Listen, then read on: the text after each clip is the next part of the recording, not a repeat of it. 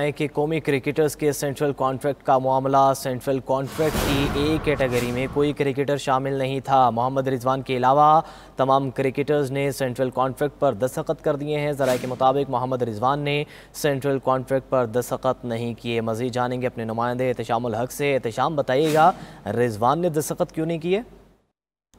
जी हाँ, बिल्कुल। रिजवान ने जो है वो सेंट्रल कॉन्ट्रैक्ट पे अभी तक दस्तखत की। पीसीबी ज़राए का यही कहना है कि उन्होंने कुछ वजाहतें तलब की थी, चूंकि आपको पता है कि पहले रिजवान जो थे ए कैटेगरी में थे, लेकिन इस साल उनको जब कॉन्ट्रैक्ट ऑफर किया गया तो मोहम्मद रिजवान और बाबर को जो है वो कैटेगरी ए से कैटेगरी बी में डिटेरोट किया गया था।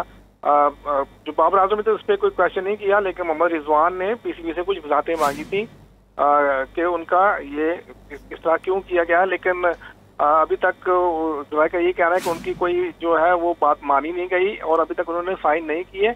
और ये माजी में भी ऐसा होता रहा है, एक एक डेढ़ माह जो है वो तखीर से साइन की जाते रहे, क्योंकि खिलाड़ी जो है उनके कुछ तहफ़्फ़ुज़ात होते हैं, वो बोर्ड से पूछते हैं, वो फिर दूर होते हैं तो वो साइन करते हैं। और माजी में ऐसा भी हुआ कि कुछ खिलाड़ियों ने दस्तखत करने से इनकार किया और बगैर दस्तखत के ही वो कौमी क्रिकेट टीम में खेलते रहे। तो ये कॉन्ट्रैक्ट साइन करना या ना करना हर खिलाड़ी का अपना एक जाती इख्तियार होता है। तो रिजवान ने अभी तक तो साइन नहीं की, जबकि बाकी तमाम खिलाड़ियों ने साइन कर दी है। अच्छा एहतशाम, ये बताइएगा कि रिजवान का नाम किस कैटेगरी में था? पहले जो थे वो गुज़श्ता साल तक तो रिजवान ए कैटेगरी में थे, क्योंकि वो आपको पता है वाइट बॉल के कप्तान भी थे और वो परफॉर्म भी अच्छा कर रहे थे। इस दफा उनको बी कैटेगरी में जो है वो डाला गया था। ए कैटेगरी में इस वक्त कोई भी खिलाड़ी शामिल नहीं है। पिछले साल 2 खिलाड़ी थे, बाबर आजम और ये दोनों सीनियर खिलाड़ी शामिल थे, लेकिन अब इन दोनों को भी बी कैटेगरी में डाल दिया गया और उनके साथ और भी 8 क्रिकेटर हैं, तो 10 के करीब जो क्रिकेटर बी कैटेगरी में है।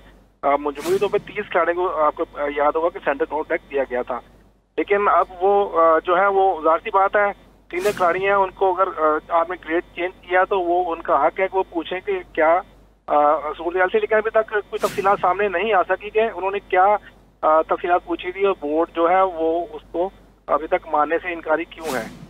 ये शायद एक दो रोज में ये पता चल जाए, लेकिन अभी तक बोर्ड जो है उसमें खामोशी इख्तियार की हुई है, उसमें इस बारे में कोई बात नहीं करता।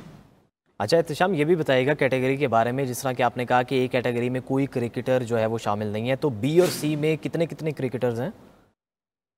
देखिए 30 क्रिकेटर टोटल है। ये 10-10 के इन्होंने बैचेस बनाए थे, तो उसमें पाकिस्तान के जो आपको पता है कि टीम थी उसकी लास्ट ईयर जो थी वो कारकर्दगी इंतहाई खराब रही थी, टेस्ट में भी, वनडे में भी, T20 में। इसी वजह से पाकिस्तान क्रिकेट बोर्ड ने सीनियर खिलाड़ियों को भी जो कॉन्ट्रैक्ट थे ये कैटेगरी में वो खत्म किए थे। तो जो उनकी कारकर्दगी थी उसी के पेश नज़र उसको देखते हुए ही सेंट्रल कॉन्ट्रैक्ट दिए जाते हैं और उनका फ्यूचर जो कंट्रीब्यूशन होता है उसको भी मलहूज़ खातर रखा है, क्योंकि ये जो कॉन्ट्रैक्ट होंगे आने वाले साल के लिए दिए जाते हैं। आपने देखा कि रिजवान जो था उनको अब कप्तानी से भी हटा दिया गया है, तो ज़ाहिर सी बात है। बहुत शुक्रिया एहतशामुल हक, स्पोर्ट्स रिपोर्टर, हमें अपडेट कर रहे थे। आपका शुक्रिया।